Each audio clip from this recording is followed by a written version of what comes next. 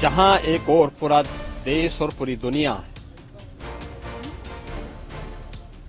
सनातन धर्म के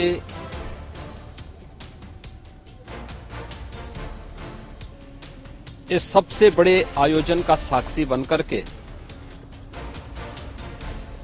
गौरव की अनुभूति कर रहा है, प्रफुल्लित है, वहीं दूसरी ओर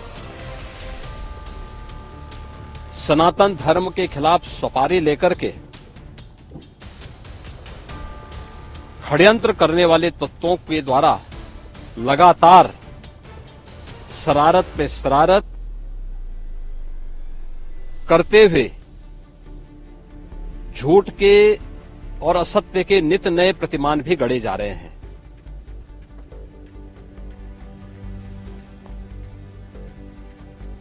भारत के संसदीय लोकतंत्र की सबसे और सर्वोच्च संस्था देश की संसद में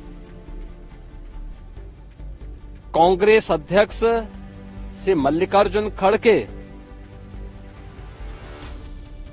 और समाजवादी पार्टी के अध्यक्ष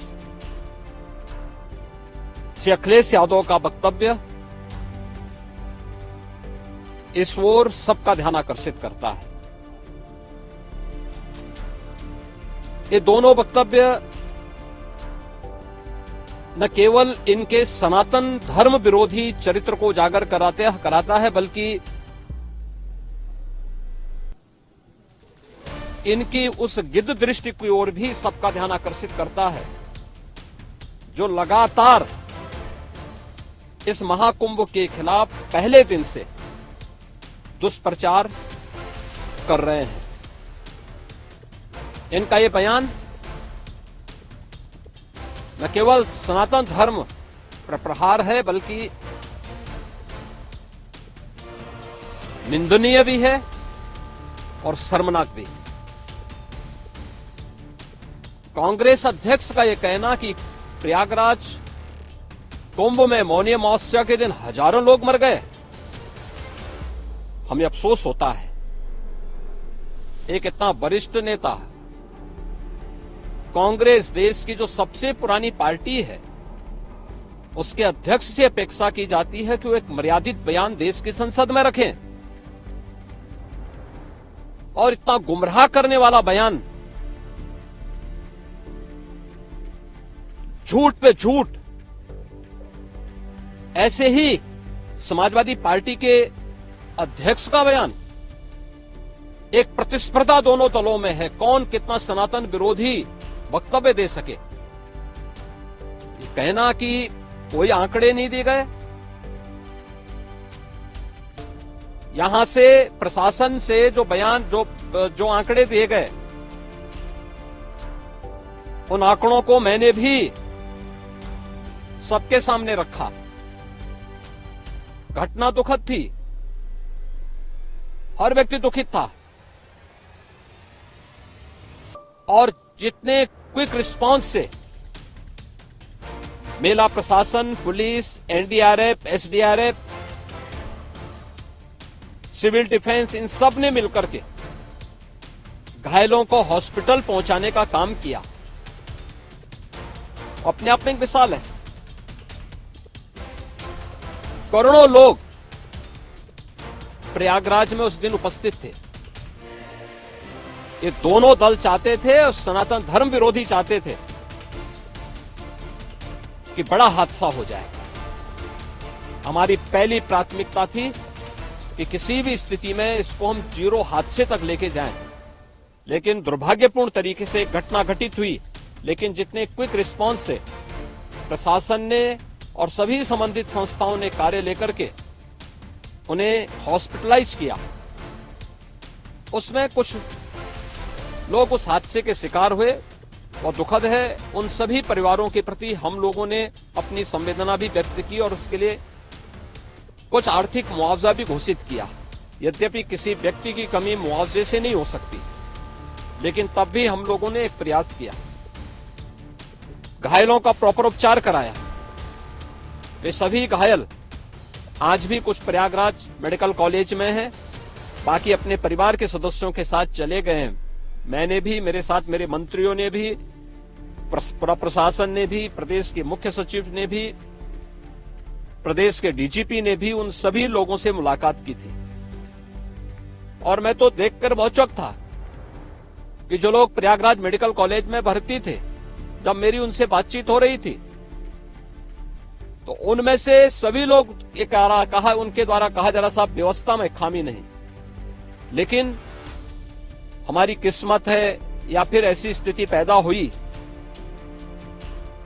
और उनके सभी पहलुओं को लेकर के सरकार भी जांच करा रही है और उसके लिए एक न्यायिक कमीशन भी हमने तत्काल गठित किया। लेकिन हमारी पहली प्राथमिकता थी कि जो ये लगभग 8 से 9 करोड़ लोग प्रयागराज में उपस्थित हैं, इन्हें सुरक्षित उनके घरों के लिए वापस भेजना। इन दोनों दलों और सनातन धर्म विरोधी उन सभी लोगों के वक्तव्य, जो लोग ये गुमराह करने वाले वक्तव्य दे रहे हैं कि लाखों लोगों ने स्नान नहीं किया, सरासर गुमराह करने वाला है। ये वक्तव्य देना कि कोई अमृत स्नान या साय स्नान नहीं हुआ, ये भी गुमराह करने वाला वक्तव्य है और सनातन धर्म की अवमानना ही नहीं, बदनाम करने की साजिश का एक हिस्सा है। कोई परंपरा बाधित नहीं हुई। मौनी अमावस्या का स्नान पहले दिन सायंकाल 7:30 बजे से प्रारंभ हो गया था और अगले दिन पूरे दिन भर देर सायंकाल तक मौनी अमावस्या का मुहूर्त था। स्वाभाविक रूप से अखाड़ों ने हादसे के तत्काल बाद मेला प्राधिकरण के साथ बातचीत करके अपने स्नान को स्थगित किया था कुछ देर के लिए।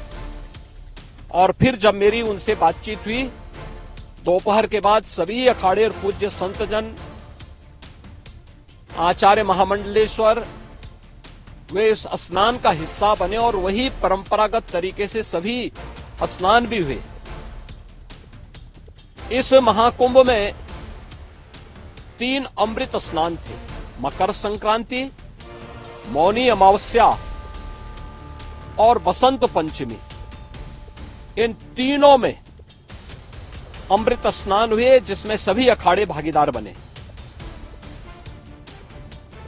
पौष पूर्णिमा से आयोजन प्रारंभ हुआ। समाजवादी पार्टी के अध्यक्ष का यह वक्तव्य भी कि सरकार ने 100 करोड़ की घोषणा की थी, मुझे लगता है कि उनको बयान थोड़ा पढ़ना चाहिए। ये लोग 12 बजे सो करके उठने वाले लोग हैं। कार्यालय स्टाफ जिस प्रकार का इन्हें नोट बना करके देता है, ये उस प्रकार का वक्तव्य बना करके सामने प्रस्तुत करते हैं और फिर उसके अनुसार उसको लीडर के रूप में नहीं बल्कि एक रीडर के रूप में सबके सामने उस वक्तव्य को पढ़ करके अपनी जगहसाई करते हैं और राजनेताओं की भी जगहसाई करते हैं। यही स्थिति मैंने बार बार कहा कि महाकुंभ में 40 से 45 करोड़ श्रद्धालु इस पूरे महाकुंभ के आयोजन में भागीदार बनेंगे। और मुझे बताते हुए ये भी प्रसन्नता है कि पिछले 22 दिन के अंदर इस महाकुंभ में 38 करोड़ श्रद्धालु अब तक यहां आ चुके हैं। अगले 22-23 दिन तक यह आयोजन और चलेगा। इन 22 दिनों के अंदर भी श्रद्धालुओं के आने की पूरी वो है। आज भी आप देख रहे होंगे, कल बसंत पंचमी अंतिम अमृत स्नान संपन्न हुआ। माघी पूर्णिमा 12 फरवरी को और महाशिवरात्रि 26 फरवरी को होगा। करोड़ों की संख्या में देश और दुनिया का हर श्रद्धालु आना चाहता है। आज भूटान के महामहिम नरेश ने भी यहां पर अपने देश के तमाम लोगों के साथ में इस आयोजन में वे सहभागी बने।